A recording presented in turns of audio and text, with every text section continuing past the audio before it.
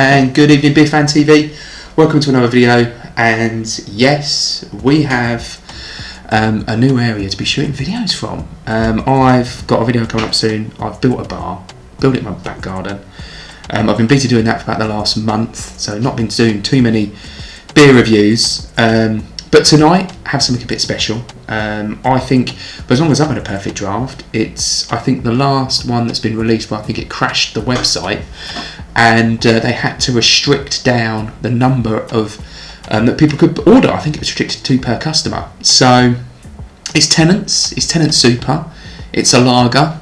Some people had to throw their machines away when this was released, and others love it. So, you know, I believe I watched some other videos some time ago, and I think when it was released, it crashed the website because so many people were ordering it.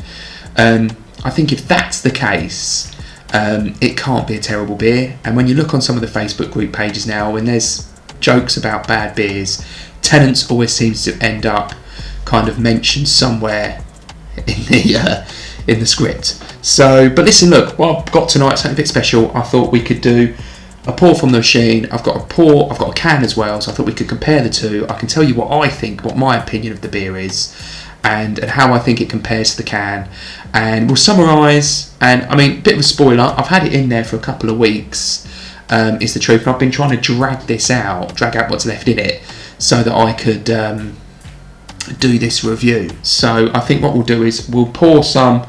I've got 2 glasses. I'm going back to the Tiny Rebel glasses. They're identical, really, make it fair. And the can itself has been chilling in my beer fridge for, God, probably months. And I found it in B&M. They seem to sell loads of Tennents. They love it in there.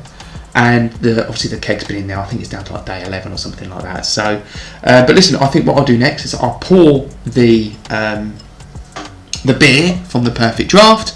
I'll then pour the one from the can. We'll have a look at it, see what we think. Generally take it from there.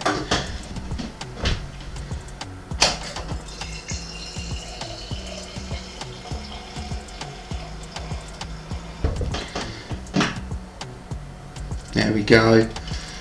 Can of Tennent's, fresh from B&M.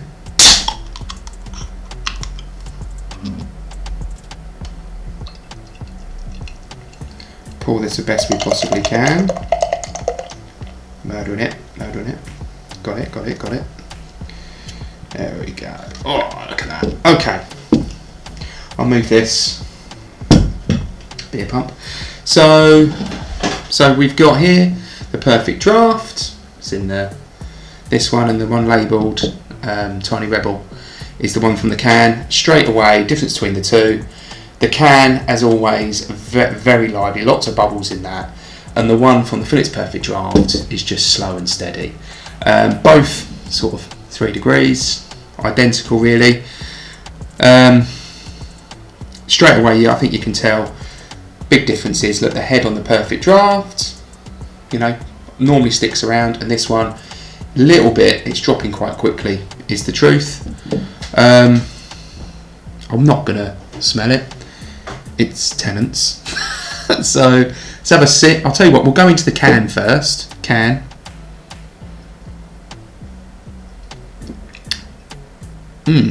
So it's not packed full of flavours. It is a lager,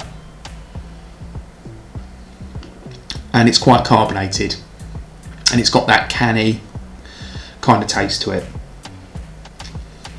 I'd probably say the can is a Foster's, something very similar along those lines. Nothing fantastic. I don't see him putting it on Oktoberfest. But let's go into the perfect draft. So nowhere near as carbonated, a lot more easier to drink, and it's a bit thicker body to it.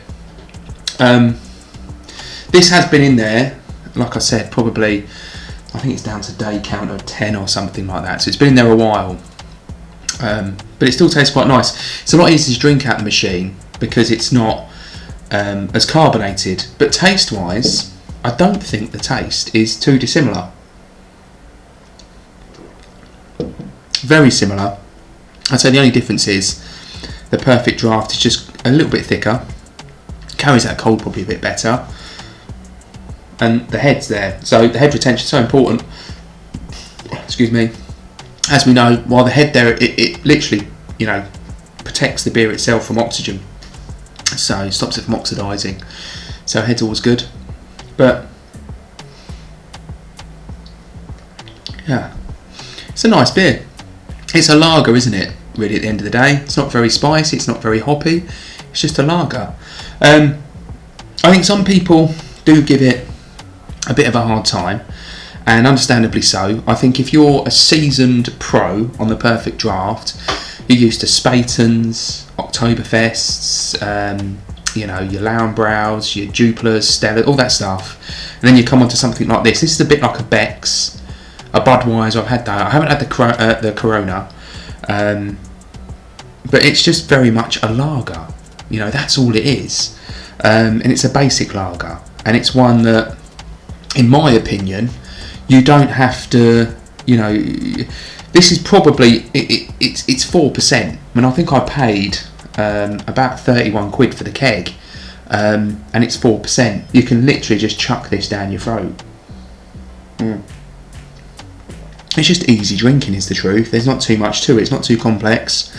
It's an enjoyable beer, I think that all of these beers have a place, and in my opinion, I think if I went into a pub and I was going to buy a pint of Stella, or I was going to buy a pint of Tennent's, I would imagine that the Stella is going to be a little bit higher in value. It's going to cost you more than what a Tennent's would.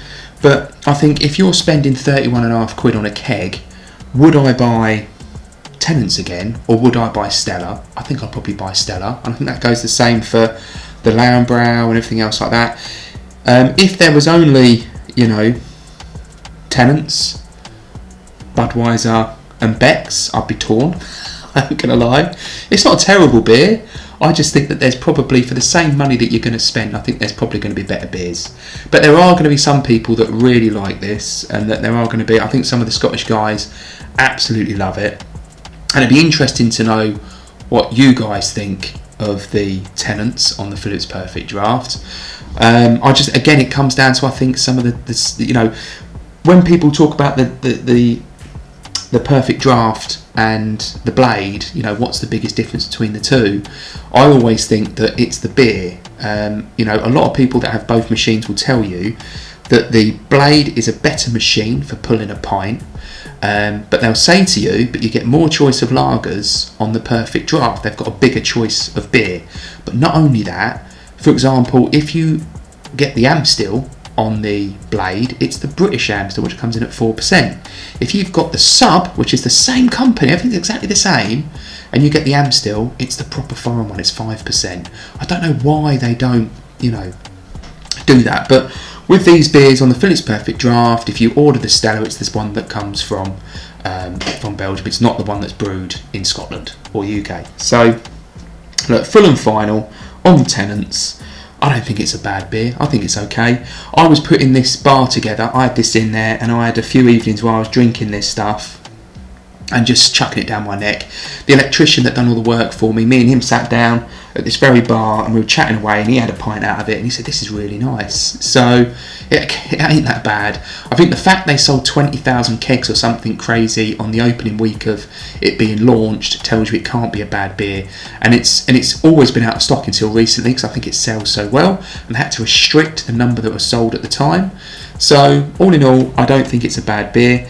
In my opinion, if I was buying a lager, I think I would look at the Stella, the Lauenbrau, the Jupiler. I think that stuff's still ahead of it. And I think realistically this should be cheaper. It shouldn't be the same price as Stella. I think this should be really under 30 quid for a keg of it. And I think, people would do it. But at the same time, I said the same thing. No matter what you drink, whether it be IPAs, anything else, you've got to try all the beers that are on this machine. This has to be one that you try. It's not offensive in any way. But in my opinion, again, there might be another lager out there. It wouldn't be on my next order of lagers unless all the other ones were out of stock. So, but anyway, will I be buying it in can again? Definitely not. Yeah, that will be the last we buy that. But listen, thank you guys for watching. The next one that is coming up is Left Summer. And we've also got, if I look under the bar, it's Club Tropicana. I've actually the Left Summer next because of the expiry dates. Heads up, I think there is going to be, I saw on a stream earlier that Beer Hawk have got a load of Lauenbrau kegs that have been stuck at customs due to Brexit, and they must be stuck there for a while because it's short dated stuff. I believe the date on the beers is October according to Conrad, so I think that's going to be launched. A load of that stuff that's going to sell like hotcakes. I don't know how much they're going to knock off of it to treat you like short kegs, but it's worth keeping an eye on the Beer Hawk website for that. But yeah, we'll see you on the next one. Thank you for watching, and take care.